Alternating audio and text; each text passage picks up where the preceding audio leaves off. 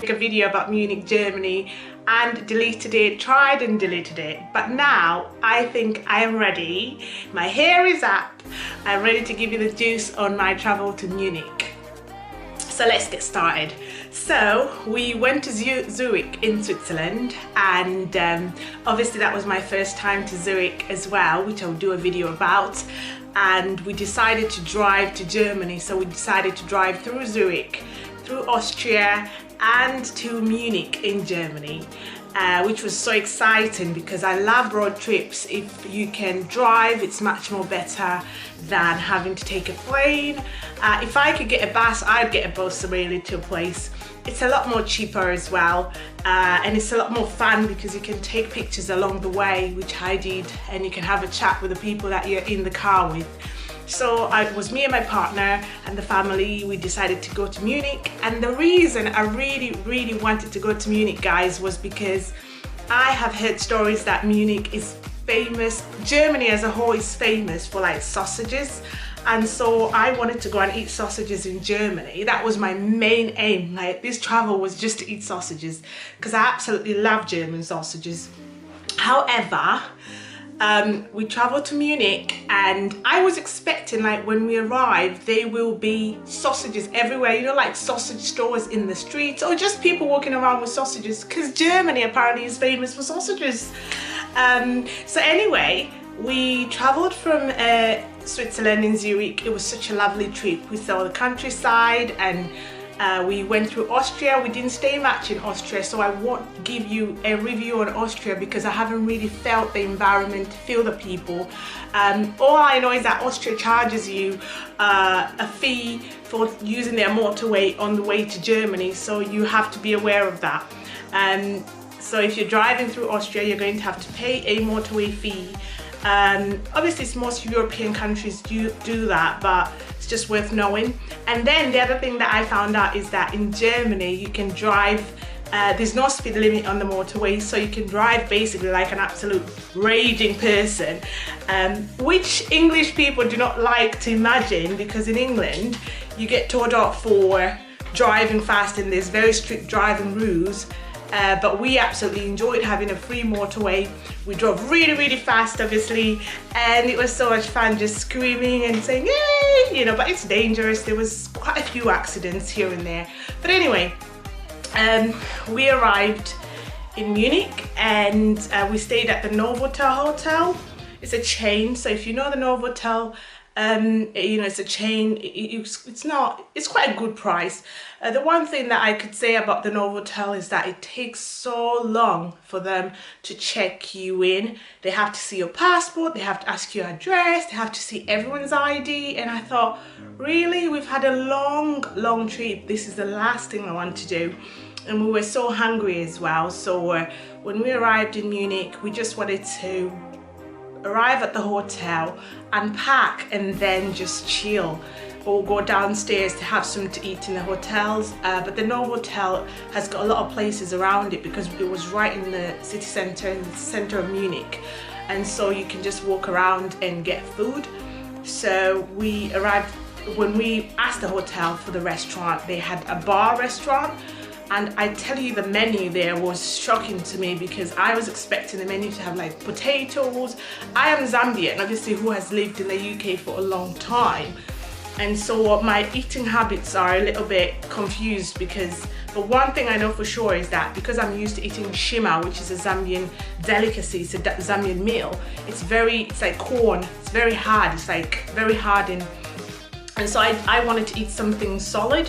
And so when we went to the restaurant, it was dead posh. There was like salami, olives, and things like that on the menu, which I wasn't interested in because I just wanted to eat some potatoes or eat some solid big rice or just eat some chips, fish and chips, or sausage and chips, because that's why I was in Germany in the first place. And the people, okay, I think I'm going really fast here, really fast. But anyway, it's because I'm back now, so I think I'm too excited. But anyway, we ended up not enjoying the food at the hotel because I found that the food was very posh. It was very small portions. I literally ate, it's tasted like I ate a snail. and a bit of cheese, like an actual snail, with a bit of cheese and a bit of salami here and there. And they didn't allow you to sit at the balcony because apparently you could break the glasses. So it was very intense. Like, that was the first experience of Munich people. Very, very intense to me. But anyway, we tried to obey the rules. We were trying not to be intense. The other thing I just want to point out, when we were driving through the city centre in Munich, which really got on my nerves a little bit, was there's so many bikes. Like, there's cyclists everywhere. Like, it's like London. I can't drive in London, and I don't like driving in London because there's so many cyclists. So if you like cycling, you could probably take up cycling while you're in Munich. But I didn't like that, because when you're driving and there's cyclists and there's this and that and the other, it's so many challenges. And so yeah, it's just one pointer to give you guys, just in case you're interested. Anyway, yeah, we ended up planning our trip we were there for 5 days. And so we decided to go for breakfast the next day. When we went to the breakfast place, I don't know the name. Our plan was to go to the English Garden. It's a famous place that people recommend to go in Munich. It's called the English Garden. And we went to the museums as well, which I was so excited to do because I love museums. Like, I absolutely love museums. So we planned to go to the English Garden and the museum. The first thing we did in the morning was we went to a place to eat. And I couldn't tell you the name of the place that we ate. It's just right around the Novotel. It's a really famous breakfast place. Normally has people outside sitting and eating breakfast. First experience of people in that breakfast place, very unfriendly, like very. You know, when I do my videos, I told you Switzerland, they stare at you and blah blah blah. Munich, I can't explain to you, especially for a black person like me. I have to say this because I think when I travel, I want to experience how people treat me because I am different. And when you travel to my country, Zambia, you want to experience how people treat you because you're different or you're not from that country. And that's the reason for my travel. I want to see the thought processes of people and how people think and how people perceive things. My partner is white, I'm black. And so when we went to that breakfast place, there was that surprise element to them. They were just really weird. Like, every time we turned, it wasn't staring, it was just an awkward environment that I can't explain. We were not being served. It was like we were not being served.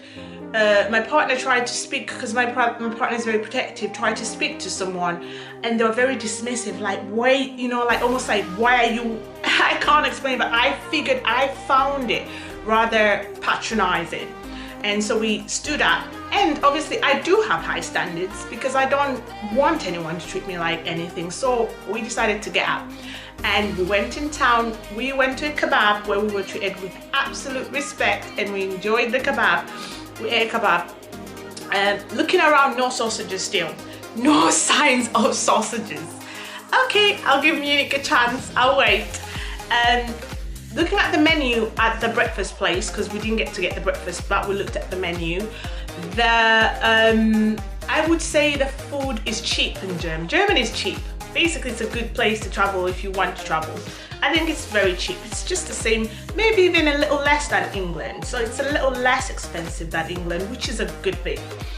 So we could afford half the things. We could afford eggs and bread, toast and stuff. An English breakfast, very cheap, about £6, which could be $5 US if you turn it into dollars. So it's not a lot. Anyway, we decided to go to the English. No, first we went to the museum. We went through town, blah blah blah. There's a lot of tourists. You know how tourist places are like. We went to the museum, and the museum was absolutely gorgeous. Like, I loved it so much. Like, oh my god, I love museums. I couldn't stop taking pictures. But the funny part is that the museum has got security guards, and these security guards have got the most pissed off faces you've ever seen. Like, they're so pissed off. They're like looking at everyone like, you dare touch something in here, you're getting kicked out. And I remember just like you know, just taking a piss really, and just like walking around and trying to like pretend as though I'm going to fall on the wall, and the guard just like stared at me like, don't you dare do that. And I was like, trying to be nice, but I was like, whoa, this is so strict. But they have to be strict because this place is, it's a museum. It's the Royal German, apparently they had a royal family and stuff like that. So all the architecture is what the house looked like and where they lived. So they're very strict with the whole sort of how tourists look at it, how they're treated. It's well taken care of and it's absolutely gorgeous. Credit to Germany for that. I'll put the picture in of the museum we went to. I don't remember the name at the top of my head right now because I'm going on and on. However, yeah, that's what happened. And we went to English Garden. My goodness, it's a park. The English Garden is a park and I was expecting to get sausages there. Like, I wanted sausages there because I thought, now this is the only chance Germany can prove to me that they've got sausages. We arrived at the English Garden. It's got different, oh my God, it's such a beautiful environment. There are people actually swimming. You know, in England where you have like lakes in the parks or in other countries, people in Germany in the English Garden actually swim in their little park lakes, and it's absolutely beautiful. And the young people are so friendly. They're actually water surfing on the actual, in the park there's like a water surfing place where you could just like water surf for free and they give each other turns, which is so nice. They don't argue. Oh my God, I really enjoyed it. It was so diverse as well. There were actually people who were naked walking in the park. There was a party and people were just naked. And so we had such a great time and we went to have like big pints as well. Which is really funny because we were underestimating how big the alcohol is in Germany, but the alcohol impresses. They have really humongous big alcohol in Germany where you could just get pissed. Like, I had one big one and I'll put the picture in there, and I was absolutely pissed. Just one big pint of cider. They don't do like cider like in the UK where you could just buy cider somewhere and just like, you know, where you can just buy cider somewhere. They don't do that. They actually have, I think it's shandy or something, but I drank the shandy, the big one. And the funny part is like at the bars, you know, where the girls get dressed up in these traditional German outfits, which are so cute, and they like, really, you can't mess with the girls that look really serious, but they're really fun.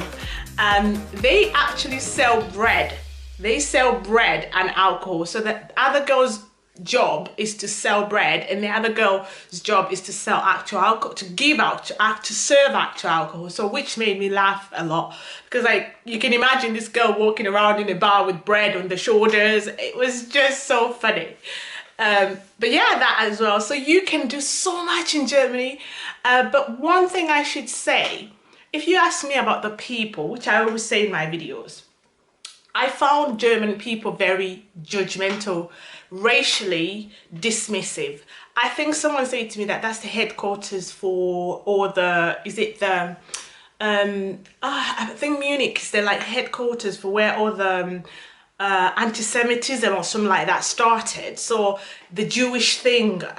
So I think people in Munich still need to learn to have an acceptance for people from the outside.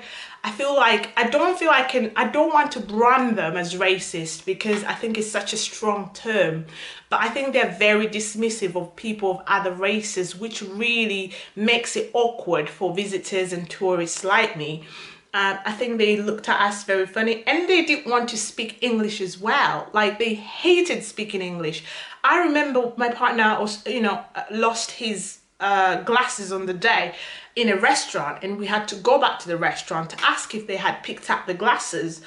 And we went once and they couldn't speak to us in English because none of us could speak German in the first place.